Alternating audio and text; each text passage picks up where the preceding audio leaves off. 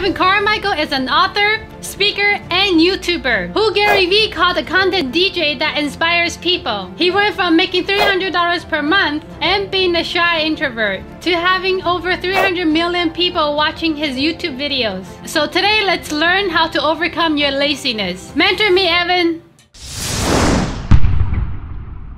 Okay, let's kick it off with rule number 1. Try new things. People aren't lazy. They just don't have dreams that inspire them. They default to thinking, I'm a lazy person. I don't have ambitions. I don't know what I want to do in life. I'm just a loser. No, you just don't have a dream that makes you want to go off and do something. And until you figure that out, you're going to be in this constant cycle of feeling like a loser. It's one of the most common questions that I get asked on my IG streams. I go live every single day on Instagram, at least right now while I'm on my tour. And every single day I get asked some variation of, Evan, I'm lazy. How do I get out of it? Evan, I'm procrastinating. How do I get out of it? One, you don't call yourself a lazy person. There's no such thing as a lazy person. If you are procrastinating or you're being lazy, right? You are being lazy doesn't mean that you are a lazy person. There's 2 reasons why you're doing it. There's 2 reasons why you are being lazy. 1, you don't have a dream that's big enough. You don't have something that inspires you. You don't want to get out of bed in the morning. If I was an accountant, I would be a really lazy accountant. I would hate my life. Not to knock accountants, it's just not for me. If I was a video editor, I would be lazy. I would hate my life. I don't want to be a video editor. I don't want to be an accountant. Actually, there's most things in the world that I don't want to be. And if you forced me to do that, I would be lazy. That's 95% of America. I think 95% of America wakes up and drives to a job that they hate. And then they're lazy there. But they have dreams, they have ambitions, you have Michael Jordan level talent at something, you just have to find it. And so if you don't know what that thing is, then it's your duty to go off and explore. You test, you try, you see. You say yes to a lot of stuff. Like, this is the most important thing that you need to figure out in your life if you don't know what your dream is. You have to go off and try things. Just like you won't get married until you go on dates. You won't get married to an idea until you go on dates, until you try it, until you say yes. And the acid test is, did I like it? Do I want to go back? Does this fill me up? Did I enjoy the process of it? Can I see myself doing this and having fun? Because when you're having fun doing the work, that's when it will fill you up. That's when you won't be lazy. And there has been times in all your lives where you felt that, where you felt the joy, the energy, the ambition, the drive. And so you need to capture that and say yes and find what it is that your big dream is. Also, if you want to have more confidence and motivation, check out our 254 series. The link is in the description below. If you're doing work that you love, you're more likely to follow through. You're more likely to do it because it doesn't feel like work, because you love doing it. Successful people take responsibility for where they are in life. Publishers do a little bit of work to help you. They try to line up a little bit of media and some of their contacts, but don't expect the publishers to do a lot. These days, it's really up to the author. Rule number 2, the last one before our very special bonus clip, is stop procrastinating. When you talk about procrastination, how do you get over that? Recognizing that you're procrastinating, right? That's the hardest part, because you'll find really smart. I don't know when I'm procrastinating. Okay, great. So then are you afraid of it, or you just don't want to do it? Well, let's say you're procrastinating over doing dishes. I don't think you're afraid of it. So you just don't want to do it. Yeah. But at some point you're going to want to do it, because otherwise the dishes will stack insanely high, and then you won't like going into your kitchen. Right.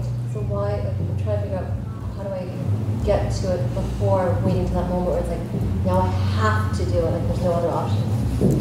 Yeah, I mean, listen, if washing dishes is the biggest thing you're procrastinating over, then like, That's just an example. well, but like, so what's a bigger example where you either don't want to do it or you're afraid of it? Like, what are you actually procrastinating on? Starting a website. Okay, so you don't want to do it or you're afraid of it? Neither. It's more just not knowing how to do it yet. But that's just a cover, right? Like, that's just an excuse. You don't know how to do anything, what do? You go find it. You could have researched already and know how to start a website instead of being here tonight. Like, you could already have the answer. How long have you been thinking about having a website? A couple months. You're a smart person. Like, you could have figured it out the next day. Maybe not all the answers, but you could have built momentum on it. So why are you not figuring out how to do it? Because everything is solvable, right? It's just a skill set. Yeah, so that's what I'm asking you. Why am I not doing it? Because you either don't want to do it or because you're afraid. So it's like, it's one of the two. Like you either really don't want to have a website and you feel forced that you have to have this website and it's stupid and you'd rather not, or you're afraid of launching a website, it's not going to be good and it's not going to be perfect and people are going to look at it and not buy your services and laugh at you and it's going to just be this giant, big waste of money. Well, that's okay. I mean, it's never a skill set issue because you can always learn. If you took the past 2 months or 3 months of thinking about it, you could have made your own website, let alone like hire somebody or partner with somebody or ask friends, hey, do you know anybody who can help with my website?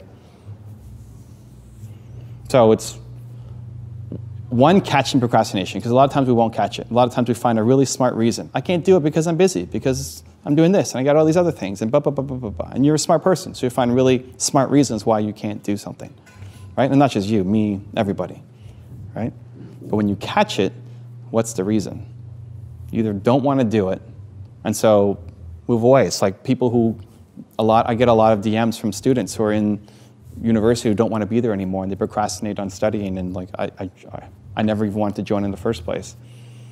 Or you get locked into a business that you started that you liked at the beginning, but now you've bought yourself a job and don't like it anymore. There's a lot of entrepreneurs who like don't know how to move on from their business when it's time. They secretly stopped liking it 4 years ago and they're still doing it, right? But they stay in it out of other reasons, obligations, you know, fear of what people will say about them if they leave. They haven't hit their financial success yet, whatever. And it doesn't mean you like abandon ship right away, but creating the path so that this isn't what you're doing every day. Or you're just afraid of launching it. What people will say, it won't work out, waste of money. Either way, the answer is action, right? Like it's don't do it and stop thinking about it, or do it and finish it. It's never stay in procrastination, right? So hopefully in, 3 more months, it's not still the same issue for you where it's, I don't know what I want to do. You could have your website done in 3 months. Easy. Or you could spend all that time thinking about it and put it somewhere else that could help your business grow, because maybe you don't need a website. You use Facebook as your website. And maybe you need to research just to get more information. But you could do that. Like this weekend, you could research everything about a website, and you could talk to friends. You can ask anybody, hey, do you know a website developer? And you can have the conversations next week to see if you should actually build a website or not. And if the answer is yes, then you can build momentum. Before the end of the year, have a website up. Now I have a very special bonus clip on how to raise your environment that I think you're gonna enjoy. And if you made it this far in the video and you promise to take action for watching the video, give me a hashtag believe in the comment below. We want to celebrate you. Well, at least we do. Your environment has been perfectly created to keep you exactly where you are. Everything around you, your friends, your family, the media you consume, all keeps you exactly where you are. If you want to raise your standards and raise the quality of your life, it starts with raising your environment. So here's a story I haven't told in a while. When I was building up my YouTube channel and I closed my first multi-year deal with a big brand, it was with a CEO, high-powered CEO, one of the largest companies in the world, especially in the entrepreneur space. And it was gonna be me and him on my channel every month answering questions from you guys, from the audience. We did a live stream every month.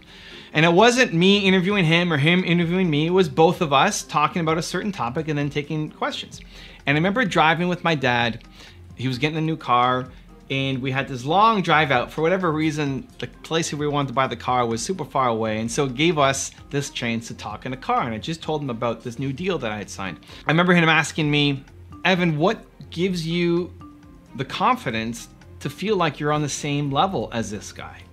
And he didn't mean it in a negative way. It was in a more awestruck way. It's like, man, look at where you've come from, because my family is very humble. Like, you have to be very humble. You have to appreciate what you've got. And so how am I now? How do I see myself on the same stage as this high-powered CEO, being his equal, answering questions? And the question took me aback, and I thought, you know what, he's right. I mean, if this was Evan of 5 years prior, I would have felt not worthy. I would have felt like I couldn't do it. I would have felt like this is too big an opportunity for me. Like I couldn't be the guy to do it. So what changed 5 years ago to where I was at that point? it was my content, it was my channel, it was all the videos that I'm putting up, because in my head it was a big deal in that this is the largest deal I had signed for 3 years, but more that I'm around Oprah every day and Dan Pena every day and Kanye West every day and all these people every day. And so I feel like I'm with them. And so this CEO deal wasn't that huge a deal because I had changed my environment, right? I'd raised the stakes in my environment, and that raises your standards. And so I realized, man, this is crazy how important my channel is to myself, at least to my own growth. If it's not to you, at least to my own growth, because you often can't see it on a daily basis. I could not pinpoint the one video I uploaded or the one day that I felt, this is it, it's happened. But if I look back over a 5-year period, a 1-year period, a 6-month period, even a 3-month period, think about who you were 3 months ago. If you're invested in yourself by watching these videos or reading books or anything else, if you're investing in yourself, even just look 3 months back and think, have I grown? How much have you grown in the past 3 months? You may not see it on a daily basis, but with months and then more months and then more months and then years, if you keep on the path, you'll see some tremendous results. You may not even recognize the person who you used to be. And that's why it's so important that you raise your environment.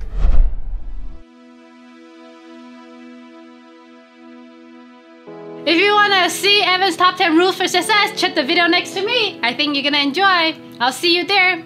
Believe. Much love. As Marcus Aurelius said, the impediment to action advances action. What stands in the way becomes the way.